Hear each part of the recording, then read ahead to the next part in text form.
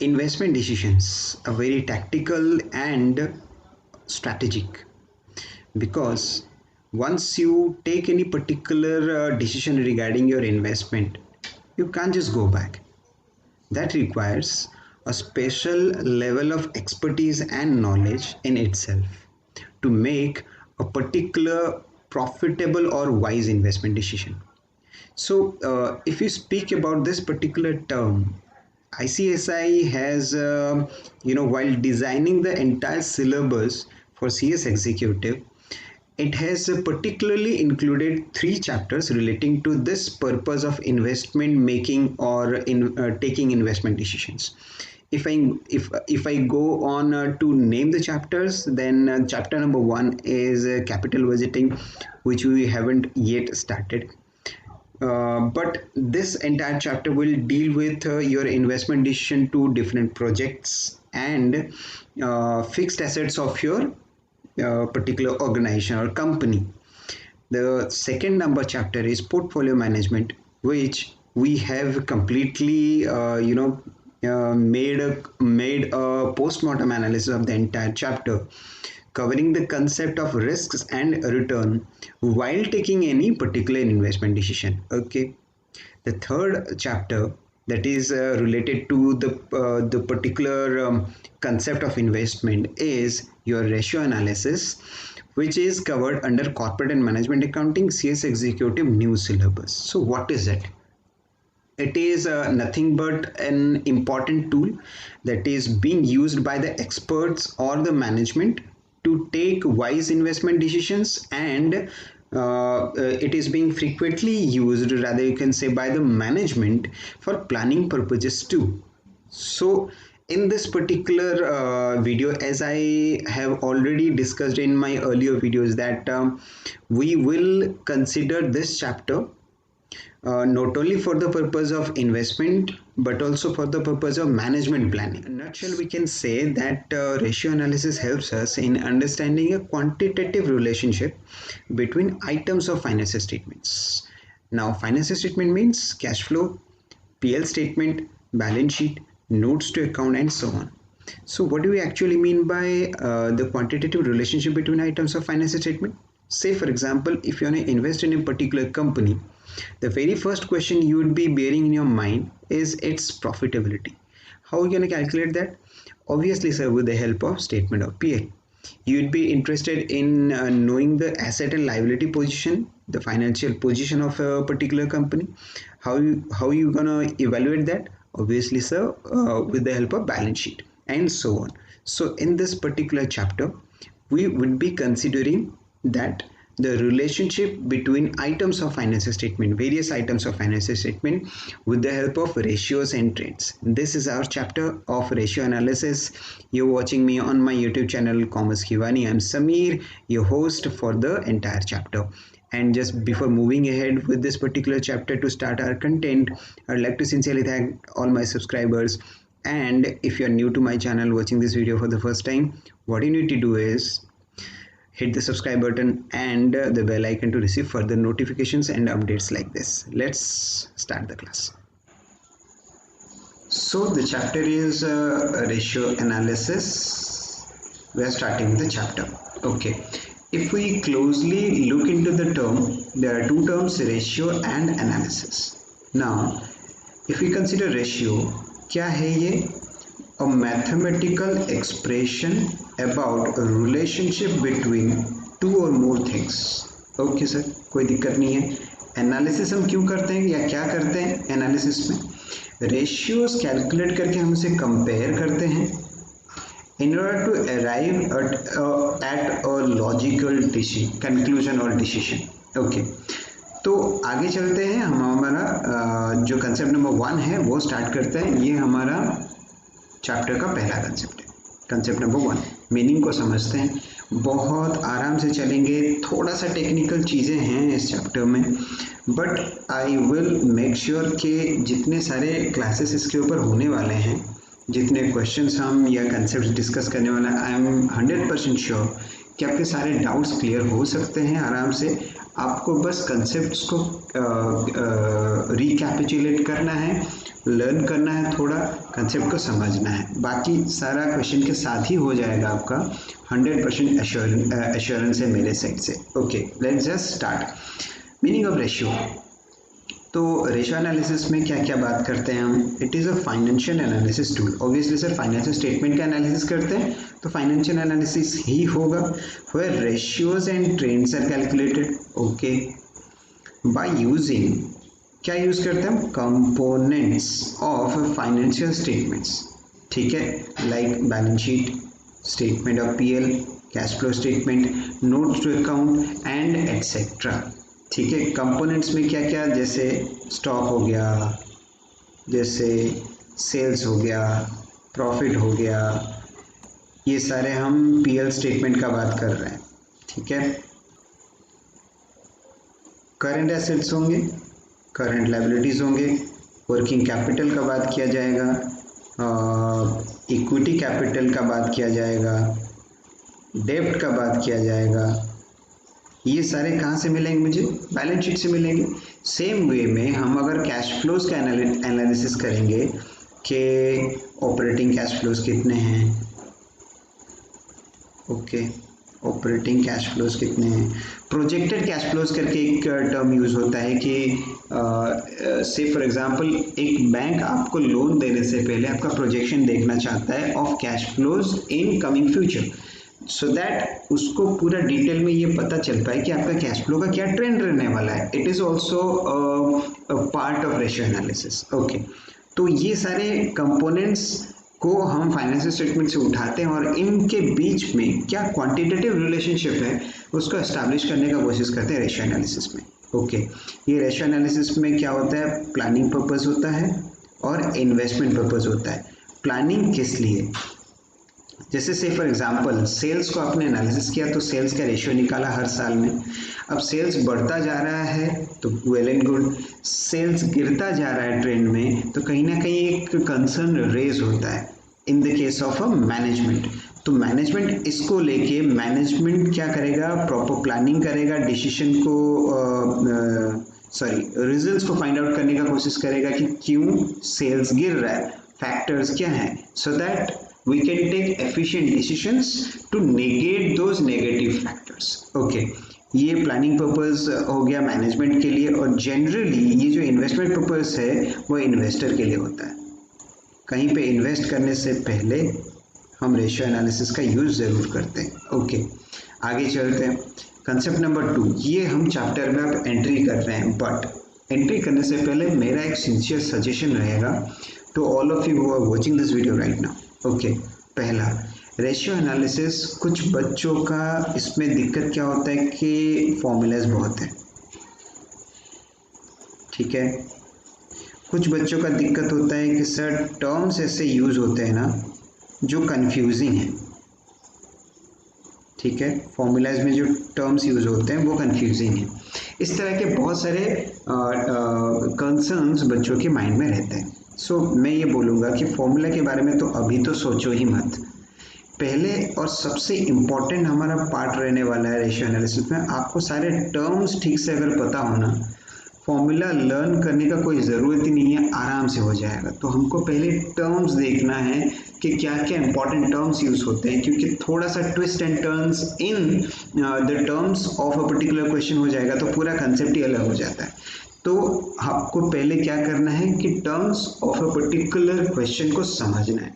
तो इसको मैंने 2 पार्ट में डिवाइड किया है। ये जो कंसेप्ट नंबर 2 में जो इंपॉर्टेंट टर्म्स है ये बैलेंस शीट वाले टर्म्स हैं। ओके, ये बैलेंस शीट के टर्म्स हैं। अब इसके बाद और एक टर्म आएगा, इंपॉर्टेंट टर्म्स आएगा जो कि हम पीएल के एंगल से लेके, पीएल स्टेटमेंट ऑफ पीएल जो है उसके एंगल से लेके समझने का कोशिश करेंगे। These are the most frequently use terms हैं जो हमको सीखना है। Okay sir, equity share holders fund है, equity fund, net worth, owners equity क्या है, ये कंफ्यूजिंग लगते हैं एट टाइम्स बहुत सारे बच्चों को। आई एम नॉट सेइंग कि सबको लगते हैं, बट बहुत सारे बच्चों को लगते हैं, इसलिए मैंने इस तरह का टेकअप किया। कैपिटल एम्प्लॉयड डेब्ट क्या है, टोटल एसेट टोटल लायबिलिटी क्या है, देन प्रोप्राइटरी फंड क्या है, ओके, ओनर्स कैपिटल, डेब्ट कैपिटल, वर्किंग कैपिटल, ये सब क्या है ये हम धीरे धीरे सीखेंगे। ओके, आगे चलते हैं।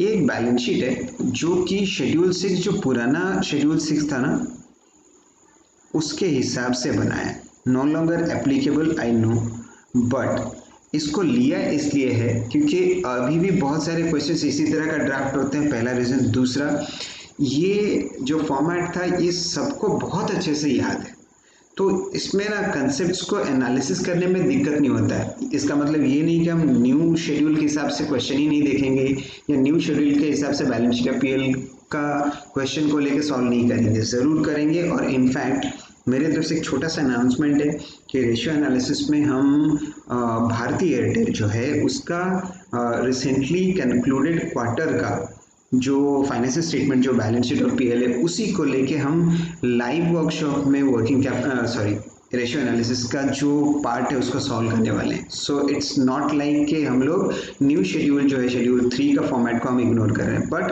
कंसेप्ट्स को पहले समझ लेंगे और फिर हम उसे मॉडिफाइड ट्विस्ट एंड टर्न कर सकते हैं। सो आगे चलते हैं। लाइबिलिटी और एसेट साइड है।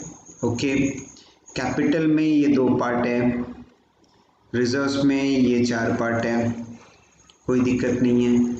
लॉन्ग टर्म डेब्ट, debentures, long term loan, current liabilities में ये पार्ट्स हैं। आगे यहाँ पे चलेंगे land, plant, furniture. Okay, investment भी है मेरा, ठीक है सर, कोई दिक्कत नहीं है। करंट एसेट्स में ये सारे हैं। ओके, एक फिक्टिशियस एसेट है, ठीक है, इसको लेके आगे और डिस्कशन भी आएगा।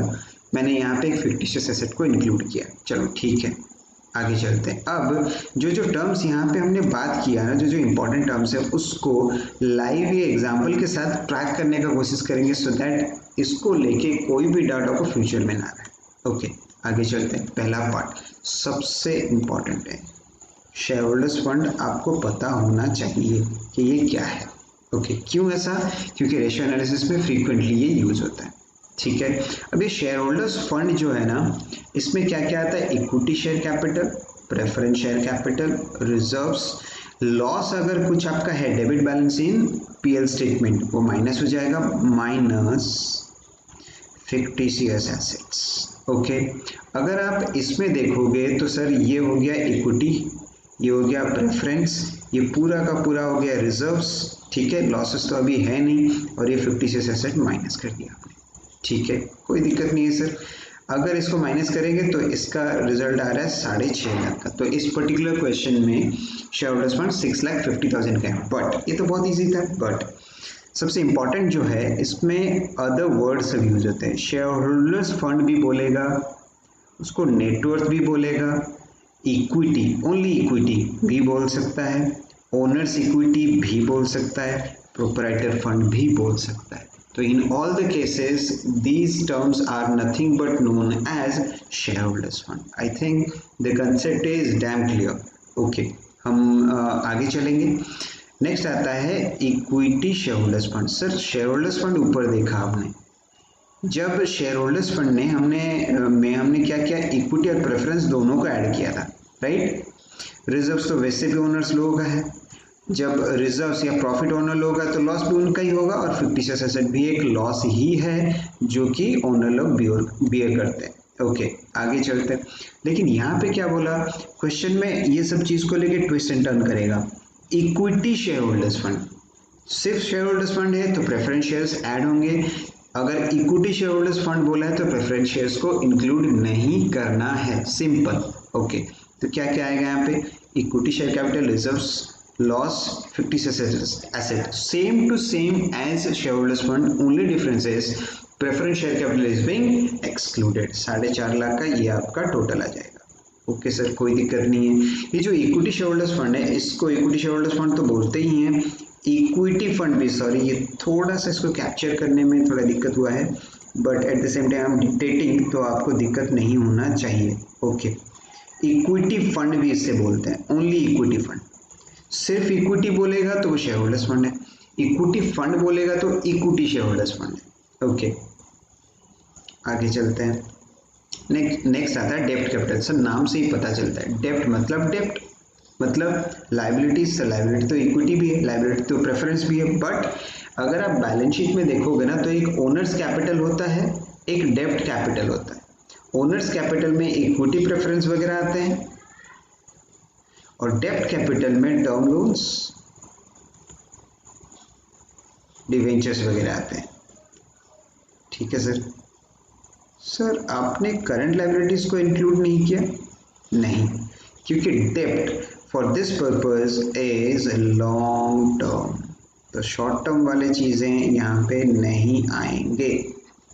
ठीक है, तो इस केस में अगर डेब्ट देखेंगे, debentures, term loans, other long term loans, हमारा क्वेश्चन में डिवेंचर्स और ये वाला पार्ट ही था 2 लाख रुपए का।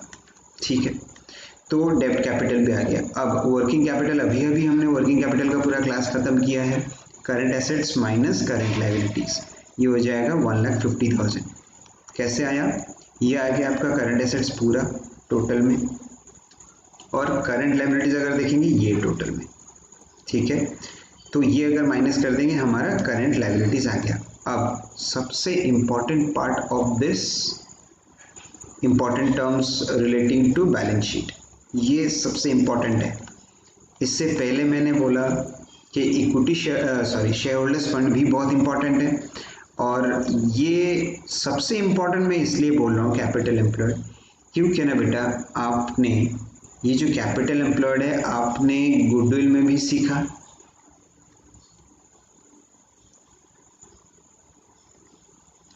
आपने शेयर्स का कैलकुलेशन में भी सीखा, आपने ईवीए जो चैप्टर हमने किया था ईवीए का कैलकुलेशन में भी कैपिटल एम्प्लॉयड सीखा, आप अभी खड़े हैं रेशियो एनालिसिस में, यहाँ पे भी सीखेंगे। सो ये जो टर्म है ना सब जगह थोड़ा थोड़ा ट्विस्ट करके इसको समझाया गया है, बट ओवरऑल देखा जाए तो it is as good as same. But ये जो कैपिटल एम्प्लॉयड है इसको बहुत अच्छे से जानना इसलिए ज़रूरी है क्योंकि ये जो सारे टर्म्स है ना, यही सारे टर्म्स हमारा जो रेशियो के क्वेश्चंस में फ्रीक्वेंटली दिया जाएगा। आपको तो एक बैलेंस शीट शायद ही दे, लेकिन आपको एडिशनल इंफॉर्मेशन का कोई पार्ट करके आपको दे सकता है। तो इन दोज केसेस आपको जो रेशियो कैलकुलेट जब करना पड़ेगा, फॉर्मूला बेस्ड चैप्टर है पूरा, लेकिन आपको पहले कंसेप्ट को समझना पड़ेगा। Once you are through with the concepts आपको कोई फॉर्मूला में कोई दिक्कत नहीं होगा। सो यहाँ तक जो बात है ये आज तक का क्लास है। हम इसका जो नेक्स्ट क्लास जो कल और परसों द डे आफ्टर में भी मैं नोटिफाई अकॉर्डिंगली कर दूंगा सब लोगों को, जो कि सेकंड क्लास आएगा वहाँ पे कैपिटल एम्प्लॉयड से आगे हम लोग कैलकुलेट करेंगे, और पीएल अकाउंट का, पीएल स्टेटमेंट का भी इंपॉर्टेंट टर्म्स को हमको देखना पड़ेगा। एंड बिलीव मी आपको बैलेंस शीट और पीएल का जो इंपॉर्टेंट टर्म्स का डिस्कशन है, once those discussions are over आपको 60% ऑफ द चैप्टर पूरा का पूरा लर्न हो गया समझ लें, क्योंकि ओनली उसके बाद फॉर्मेलिटीज हैं relating to the formulas of ratio analysis chapter. So till then take care, study hard and